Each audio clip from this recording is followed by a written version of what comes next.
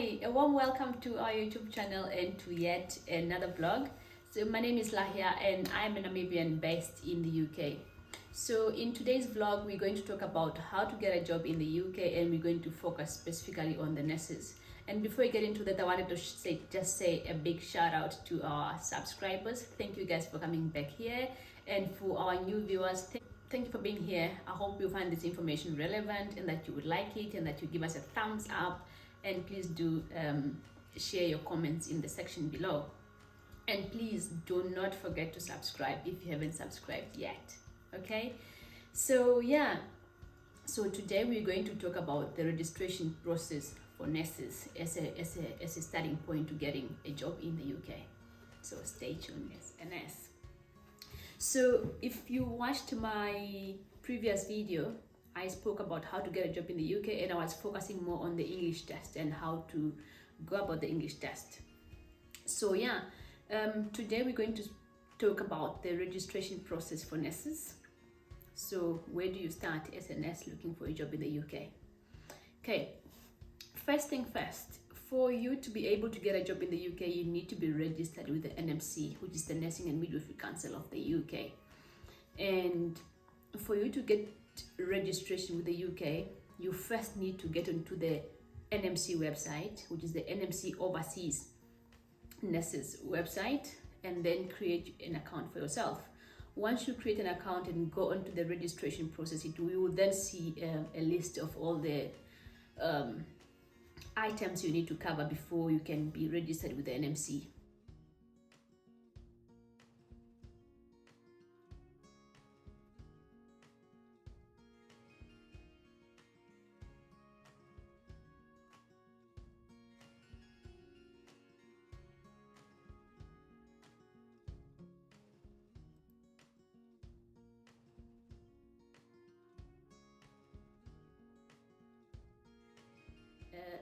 Which is because NMC is the registration body for the UK, for the nurses in the UK. So you need to register with them first before you can even start looking for a job, or before anybody can even offer you a job, because they won't obviously even consider you if you are not registered with the NMC. And obviously this is what applies in any other country. If you have to look for a job anywhere else in any country other than your own, you would definitely have to be registered with the Health Professional Council or the whatever regulatory body there is in that country. So first thing first, you need to create an online account with NMC, and then you start from there. Once you have created an account, you will then see that you will be required to provide proof of identity, because they need to prove that you are a real person and that where you are from. So you need to provide proof of identity, which is obviously your passport, your ID, and your birth certificate, or whatever document they will require. So that's number 2. And then we move on to the third item. The third item is obviously for you to now provide proof of qualification, as well as proof of registration with the registration body in your home country.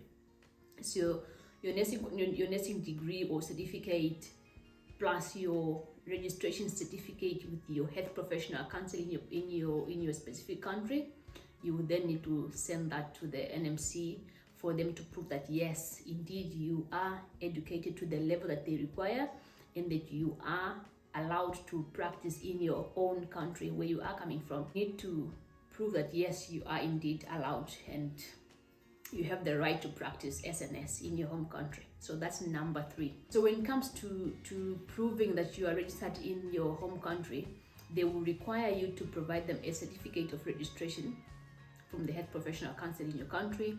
They will also give you forms that you will need to take to the registration body for them to complete, and they will then send those forms to NMC.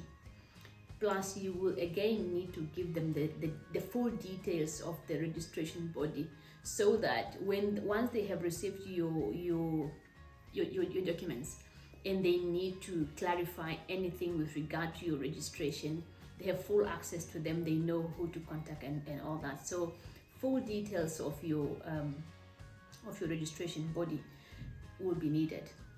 And again, just as you also then submitted your excuse me, just as you submitted your qualification, again they will need details of your training institution, wherever you trained, so that they need to clear up anything. Maybe they want to confirm the number of practice hours that you undertook while you were in training. They have access to them, and in fact, you will get forms that you will need to print out and take to your registration, sorry, not to your registration, but to your training institution. And the training institution will complete these forms with all the necessary information that NMC require, and they will then themselves send it directly to NMC. So that's step number 3. And yeah, just to also clarify that if you don't have the necessary qualification that meets their eligibility criteria, unfortunately they won't even consider your application. Yeah, because for you to be able to work in the UK as a registered nurse, a midwife, or as a mental health nurse, you need to be fully trained. They require either 3 years of training or 4 years of training, depending on where you trained. So you need to have the right qualification, you need to have the registration in place with your regulatory body in your specific country. Then once you have created the NMC account, you have provided proof of your identity, you have provided proof of your qualification and proof of your registration with the head professional council in your own country, you will then advance to a process where they will require you to pay a fee of £140, and this £140 is used to is for them to do the evaluation of your qualifications. So once you make a payment, they will then deal with your qualification and everything, and then only then after you have paid the fees, that 140, that your application will be able to progress further.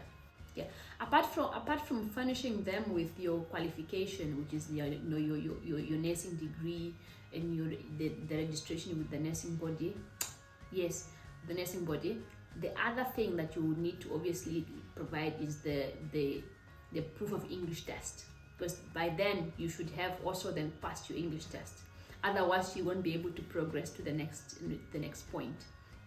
Yeah, so English test, nursing qualification, and nursing registration in your home country, only then that you will then be able to progress further. You progress, you pay the fee, and then once you have paid £140 for the evaluation of your qualification and registration, they will then open up the next stage, which is the test of competence. The test of competence, that in this case it would be the computer-based test, which is called a CBT. It's a clinical exam, it's an online exam, and it's all multiple choice questions.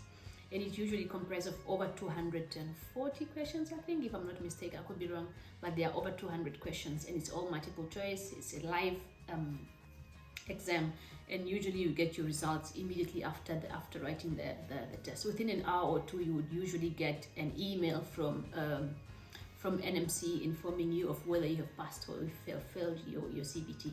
Yeah, so after you have passed the CBT, that's when everything else will move faster. That's where, even if maybe you have a prospective employer, that's when things with them will start to progress, because a prospective employer would not even invite you for an interview if you have not even passed the CBT yet. Because the main thing for a prospective employer to really start having a proper conversation with you is to having passed the English test, which I already spoke about in the previous video, and the score that you need already mentioned in there. So having passed the English test and having passed the CBT. Once you have passed the CBT and the English test, everything else now will now follow smoothly and within a very short time, because everything else doesn't take time. It's usually the 2 tests that holds people back. Step number 5. So after passing the CBT test, if you don't already have a prospective employer or an agency that you're working with that is finding you a job, that is then the time to do that. So after passing the CBT, you would then go on to contact agencies or prospective employers, and they would then invite you for interviews at that time. If you already have an agency that you're working with, or you already have an employer that you're working with, obviously you would then proceed to an interview stage. So if you are dealing with the agency is that link between yourself and the prospective employer.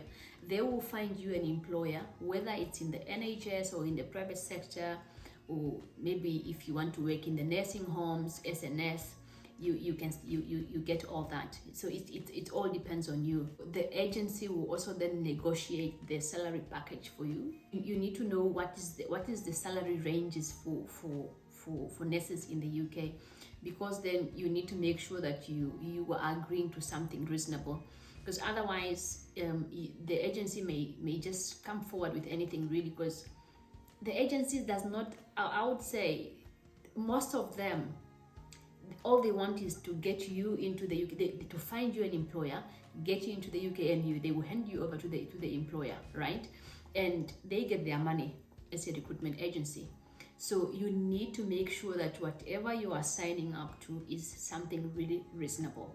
So make sure you know the salary ranges, a reasonable salary range for a nurse in the UK before you sign up for something very low, and then you come into the UK and you can't even make a living out of that salary. So make sure you are agreeing to a reasonable rate. Like the hourly rate should be at least maybe £16 an hour or more, not less than that. Because otherwise, when you get here, life in the UK is not cheap at all. You have all the bills to pay, you have accommodation to pay, you have childcare to pay for, or whatever. So you need to make sure that you are not just agreeing to whatever the agency is presenting to you. You should be able to say, no, I'm not happy with this rate. How about this? How about this much? And they can either go back to that employer and that this person is not happy, and they can increase it, or if that employer is not willing to push up the rate, then you can always move on to your next employer. There are so many employers who are looking for nurses in the UK, so you don't have to settle for anything less, really. And just make sure that you prepare yourself very well for the interview. Read well about the jobs in the UK. Read up about the company that you are going into, and make sure that you are ready for the interview. And usually they don't really take long before they get back to you with the results or with the outcome of the interview. It may take a day or even two. Within a week, obviously, they will get back to you with an answer, whether it's a yes or a no. And then, so the important thing is really just for you to make sure that you prepare yourself. Go and sell yourself in that interview. Don't sell yourself short. Right, and then fine. So then if you then make it out of the interview, obviously then the next process will be for your prospective employer to provide you with a certificate of sponsorship. The certificate of sponsorship states the job that you are coming to do in the UK, for how long you're going to be in the UK with that with employment, and then how much you will be getting paid. Will all be stated in the certificate of sponsorship, which is called the COS. And it's with this COS you will then proceed to apply for a visa, your tier 2 visa, right? So yeah, and then usually again when it comes to the visa application, the employer usually cover the fees for the visa. You don't have to pay anything at all. So all that will be covered by your employer, obviously through the agents that you are dealing with. The visa usually take maximum of 15 working days from the day you submit your application. Before you apply for your visa, you need to do a TB test. Obviously, it depends which country you are from. There are countries that may not be required to do a TB test, but if you are from Namibia or South Africa, I know you will be required to do a TB test as part of your visa application. So with the visa application, you will need to submit the TB certificate that you are TB free. Unfortunately, I don't think they will give it to you if you have TB. So you have to get your TB test done, of which you have to pay for yourself. and then submit the TB certificate with your visa application. So once your visa is granted, it will actually tell you when you can fly, and the temporary visa is usually valid for a limited number of days. And then when you come into the UK, you get your biometric card, which is now your kind of your ID card in the UK, your temporary ID card in the UK, which is now, let's say if your initial visa is valid for 3 years, that card will be valid for 3 years. And then after that, just before it runs out, you will then need to reapply for the extension or the renewal of your visa. Yeah, so once the visa is granted, obviously the next thing now is to pack our bags and get ready to move to the UK, right? So the next thing is for the agency that you're dealing with or your employer to arrange the flight for you, and they will pay for you. They should pay for the flight for you. And they will pay for most employers do pay for your flight. Yeah, so once that is sorted, get onto the flight and then you come to the UK. And again, getting to the UK, most employers or most agencies, they do provide accommodation for either 1 month or 2 to 3 months, depending on that particular company, and depending on also whatever you are signing up for. They will normally stipulate it in the contract that will provide a free accommodation or whatever discounted accommodation for this long. So because they can't really expect you to come into the UK today and tomorrow you have a rental agreement in place already for you to rent your own property. So they will provide you with accommodation for a limited number of a limited time, and then after which you will then be able to get your own. Once you get in the UK, then the next thing to do is to start working, right? So obviously getting into the UK after just having passed the CBT, that does not qualify you to work as a registered nurse in the UK. No. You have up to a maximum of 6 to 8 months past the practical exam, which is called OSCE.